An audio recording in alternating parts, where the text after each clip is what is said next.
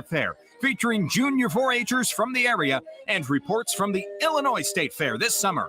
Our coverage is brought to you by Warner Hospital and Health Services in Clinton, compassionate care close to home.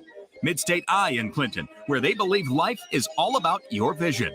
Mancy Metal in Mount Zion, your pole barn building specialists. Maroa Ag, your growing partner every step of the way. The First State Bank Hayworth branch, and Prairie Beef Association promoting beef locally. Read all the results from judging at the DeWitt 4-H and Farmer City Junior Fairs by clicking the Fair Results icon at DeWittDailyNews.com. Your friend in Central Illinois, WHOW. Top of the morning. Thanks for being with us. I'm your host today, Seth Lawrence. The WHOW Morning Show streams to Facebook and YouTube.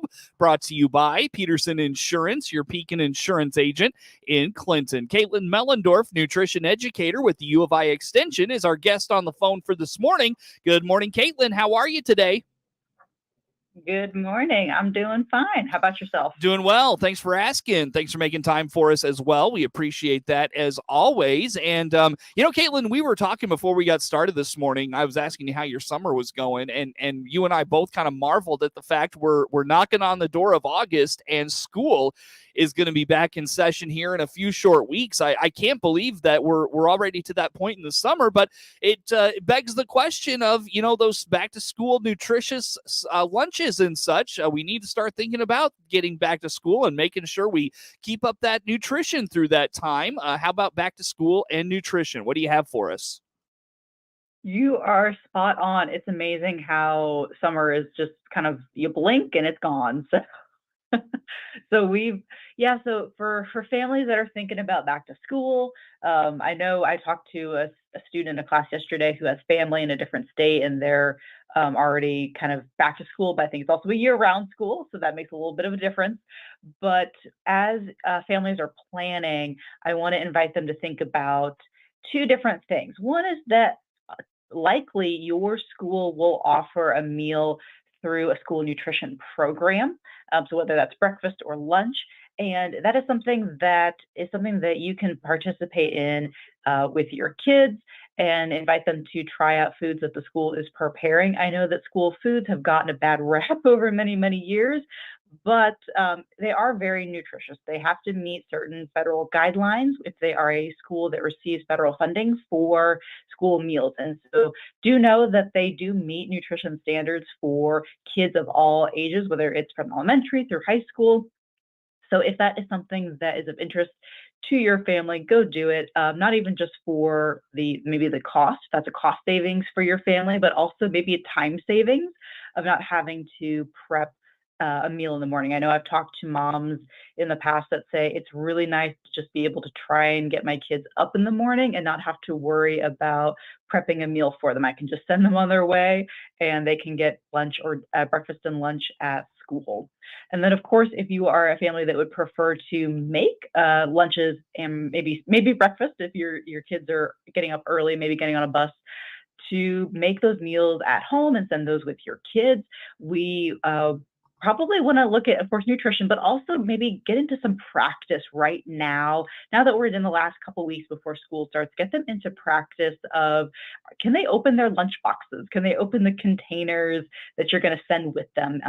You also maybe want to have them get involved with the food choices that they put in. So maybe give them one or two options of a fruit, one or two options of a vegetable, one or two options for, maybe some pretzels or some crackers, that kind of thing. So also look at the logistics of how are your kids able to open their lunches before they can eat. Because if they can't eat it, doesn't matter if you packed a great nutritious lunch, if they can't open it or they maybe struggle to eat it in the time allotted for their meal. So think about that. And then in terms of nutrition, we can look at the My Plate, which is the current model for meal planning. It is an update from the food guide pyramid that a lot of folks are familiar with. And so it looks at 5 food groups: fruits and vegetables, grain products, and I throw starchy vegetables into this, so things like potatoes, crackers, maybe pancakes if you're doing maybe like a breakfast thing or a waffle, and then of some type of protein. So that can be meat, that could be a meat stick, that could be a hard-boiled egg, that could be a piece of cheese, some beans, and then dairy of some kind for that added calcium. So that might be milk or dairy or a plant-based alternative. And so having 3 to 5 of those food groups present at a meal gives your kids some variety, so they're likely to get in as many nutrients as they can, and also gives them hopefully not too much overwhelm of like I have to eat all these carrots, where they maybe want to have a little bit of less carrot, maybe a little bit more of a pretzel or some type of cheese to throw in there. So lots of things to think about with back to school, not just for getting ready for school, but also for meals. So take all that with you. What questions, Seth, can I answer for you on back to school meals? Yeah, well, I think of, we're at a, point in time where families are busy. You've probably got families probably have multiple kids doing multiple things. And so maybe you're not home in the evening to meal prep for the next day, or maybe mom is busy in the morning and she's just got to throw something together to throw it into the lunchbox. So what are some like healthy things? You talked about that dairy piece, maybe a starchy vegetable or something of that nature. What are some recommendations you have, Caitlin, to make packing that lunch easy on folks that they don't have to spend a lot of time meal prepping for, but they can just pull out of the fridge and put it in the lunchbox? And you mentioned, easy open, easy consume, quick consume, those sorts of things. What do you have for us there that are some simple things we can throw in these lunches for our kids? I love this idea of, I'm sure it goes by other names. I always call it a bistro box. It sounds fancy, but it's essentially just kind of snack items. So it's, a couple slices of cucumber, it's a couple slices of fruit. It's kind of just like a hand lunch. So you're just kind of picking at pieces of your meal. So you don't actually need a recipe for any of it. You're putting in a lunchbox just little bits of different types of foods. And so that makes it a really easy way to meet all those different food groups that I mentioned. So you can have, like I said, a little bit of vegetable that's sliced up. You can have a little bit of fruit that's sliced up.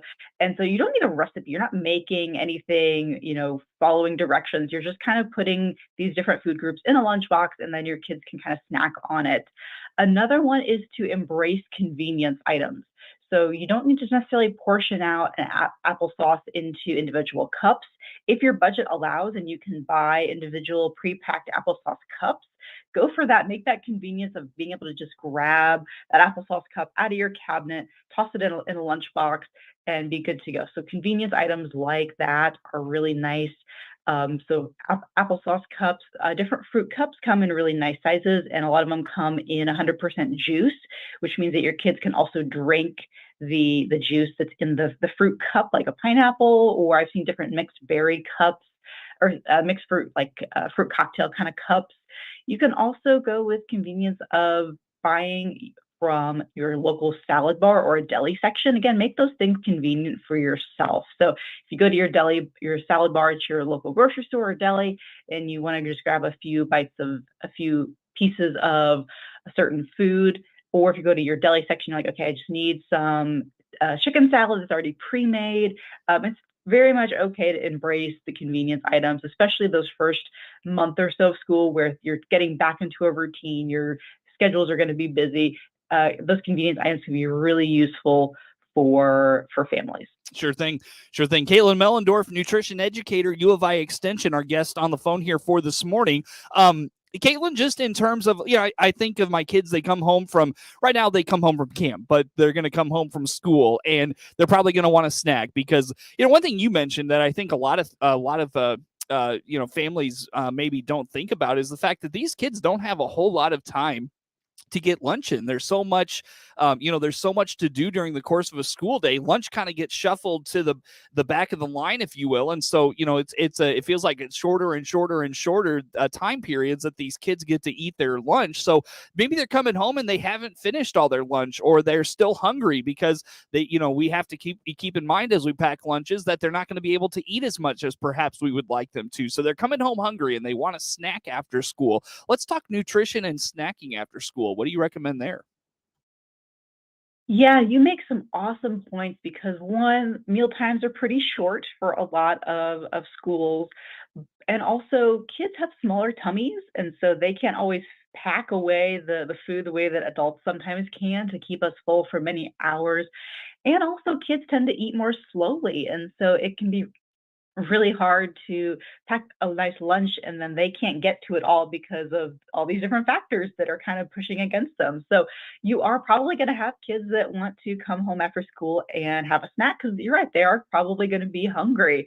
And so go back to their lunch. If there's something in their lunch that is still able to be eaten on, maybe they didn't get to that applesauce cup or they didn't get to a cheese stick.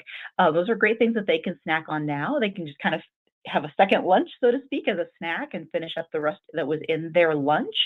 Or if you have, I've seen a lot of families will do little snack boxes. So it might be maybe the same types of foods or foods that are specific to what your different kids like. And they put them in a little basket that's in easy reach at home. And so those kids know that that's their snack box. It's their anytime food that they can come and grab whatever's in that box. And again, if it's maybe you've got 2 kids in your family, maybe you have 1 for each kid because they probably have different tastes and different preferences of food. So you might have a little snack box in a part of that's an easy reach, maybe in a counter or a lower cabinet where you have younger kids. And if you have older kids in the household that are able to use appliances, maybe they can use a microwave or they've been able to safely use a stovetop, give them some ingredients where they can heat up a hot snack for themselves. Maybe they want to do like a little tortilla pizza for a snack. So you maybe have the tortilla and some tomato sauce in the fridge and some toppings like cheese or pepperoni that you can have them just make themselves a little snack in a toaster oven or on the stove. And it is a little bit of planning. It's also giving your kids some ideas of what they can make. I'm sure a lot of us have experienced you can't give kids, 30 different options. They're going to have a hard time choosing. So maybe give them 2, maybe 3 options for them to pick for. That does require some planning on the part of the adults, but it can be really helpful for kids to have, okay, these are my 1 or 2 or 3 snack options that I can come home to and eat on. Caitlin, do you have are there resources at the extension website for folks to tap into for more ideas? We do not have a ton of like back to school nutrition stuff. So that's a great thing that we should definitely work on. But in the meantime, for folks that have very littles that are still working on maybe going from breast milk or formula to solids, we do have a resource called Feeding My Baby, which does cover some really young kids and feeding. And then for older kids, there's some really nice, and I will say non-extension resources that I like to follow. There's a couple of folks on social media that are dietitians and feeding therapists that do a lot of work with this kind of thing. So for kids that, even if they're not picky eaters, so there's one resource called Feeding Littles. There's Kids Eat in Color, and lots of good resources through registered dietitians and feeding therapists that work with pediatrics and kids. Mm-hmm. That would be good resources to check out. They've got lots of inspiration for meals and back to school stuff, which is kind of what inspired me to think about talking about this today. Sure. Very good. Well, Caitlin, let's take a time out. We'll come back with some more. Caitlin Mellendorf, nutrition educator, U of I Extension, our guest on the phone. More to come with her on the WHOW Morning Show. WHOW.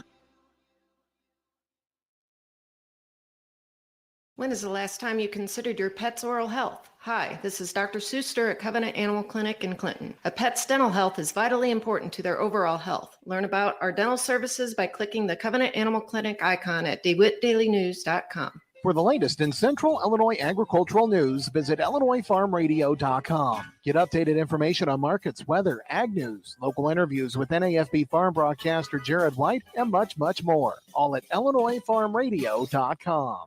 How much fun is your job? When was the last time you jumped out of bed before the alarm and got to work early? Do the folks around your office laugh enough? When you get a win, does everyone on the team celebrate your success? Does solving creative problems give you a thrill? We know that thrill. And if you want more of it, we want to hear from you. We work with local business to increase revenue and grow the bottom line. We do it by creating smart, creative advertising on air, online, and on smartphones. Every day, the Miller Media Group team comes to work and does a job that makes things better for our listener, our client, and our community. We also believe in the importance of a balance of work and life. We believe it's necessary for a thriving workplace. If you're the creative problem solver, we're looking for you. You could earn with commissions as much as $50,000 a year. Plus, we offer generous time off. Sound good? Sound like leaping out of bed for? Get started by sending an email to sales@randyradio.com. That's sales@randyradio.com. The Miller Media Group is an equal opportunity employer.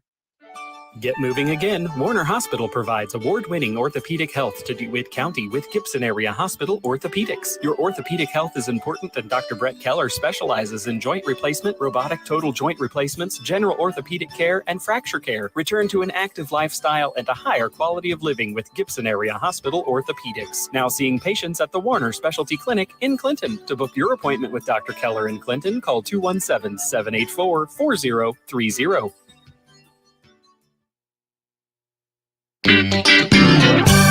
Your friend in Central Illinois, WHOW. Once again, a good morning. Thanks for being with us. I'm your host today, Seth Lawrence. The WHOW Morning Show streams to Facebook and YouTube, brought to you by Peterson Insurance, your Pekin Insurance agent in Clinton. Caitlin Mellendorf, nutrition educator, U of I Extension, our guest on the phone here for this morning. And, you know, Caitlin, we're starting to finally see folks I talk to that have a garden. They're telling me they're finally starting to see some tomatoes and some of those vegetables in their vegetable gardens popping up and ready. I don't know if they're ready to pick, but they're close. So let's talk about preserving those, because we're probably going to have them coming out our ears here pretty soon. So how about that?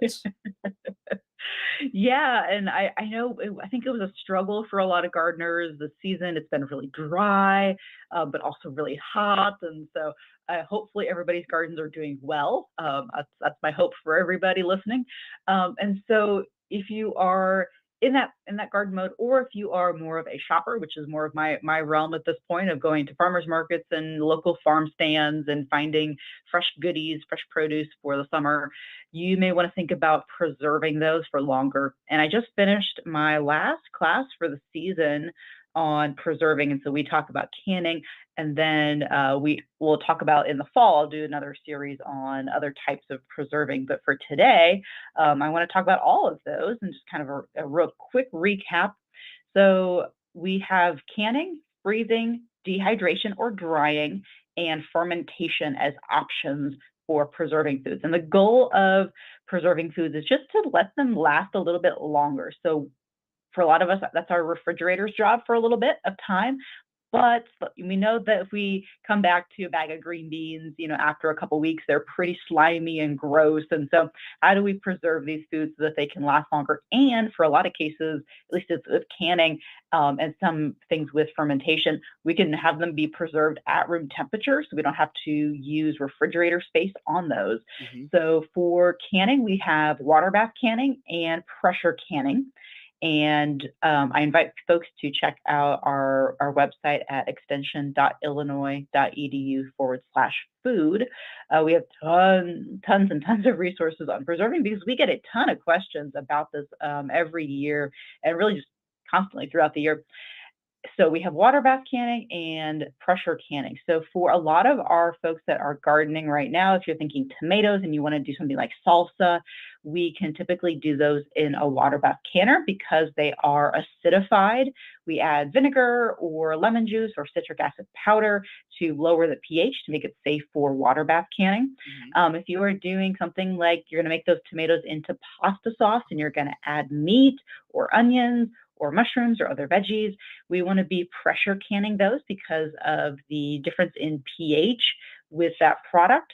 And we would need to pressure can those. There's some really interesting things on what you can do in water bath canning, what you can do in pressure canning. So while we won't be able to get into that today, that's why I invite folks to go check out our resources. And if you're not aware, Illinois Extension does have a YouTube channel. So a lot of our videos and webinar recordings are posted there, so folks can go watch those for free on your own time and learn about canning. Our series from 2020 was called Fill Your Pantry, and we did eight different webinars, all talking about different types of preserving and different types of foods. Mm-hmm. So go check those out.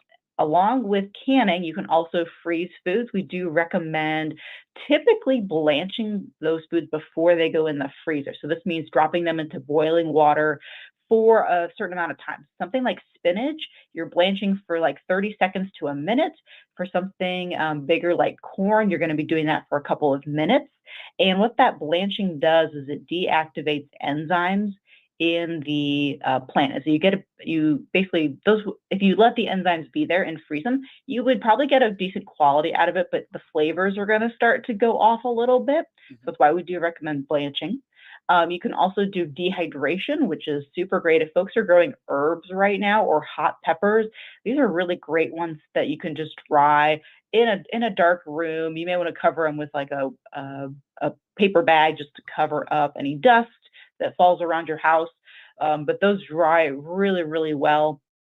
And then fermentation for folks that are maybe have cabbage growing that's going to be ready in a couple months in the fall. We can do things like sauerkraut and make our own sauerkraut or kimchi, which is, I know, a growing popular food using fermentation with different types of vegetables. So canning, freezing, drying, fermentation.